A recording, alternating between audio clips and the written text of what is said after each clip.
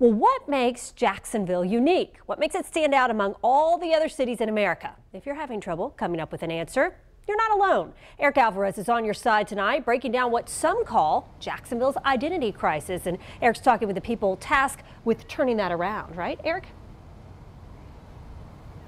Now, as we all know, Jacksonville is known as the River City, and take a look. It's no surprise to see why it has a beautiful downtown skyline right along the St. Johns River. But you know, there are a lot of cities in the United States with skylines by the river, and they're not defined by them.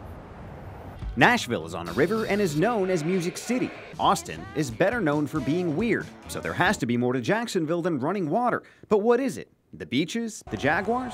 What? What is it that we're missing? And what is it that we need? Sitting on a bench near the river, Leonard Jackson and Kenwin Jones can't quite figure it out. What could we best invest our money in? For many years, Jones lived in Portland, Oregon. Jackson grew up here and recently moved back after 2 decades living in San Francisco. Both are cities with their own identities, something they say Jacksonville doesn't really have. I mean, maybe I'm wrong, but I don't see anything, culture-wise, A few blocks away, you can still see the rubble of the demolished City Hall Annex building. An implosion brought it down in January, but the city hasn't decided what will go up in its place. The Jacksonville Landing seems to be heading in a similar direction. I don't know if we've ever really sat down and determined where we want this city to be. I checked in with the Cultural Council of Greater Jacksonville, which has a brand new executive director, Joy Young. Arts and culture is the heart of a community, of the city.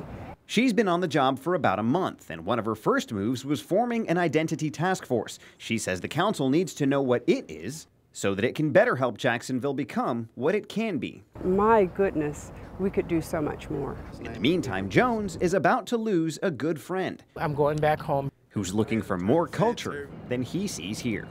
I really regret coming back.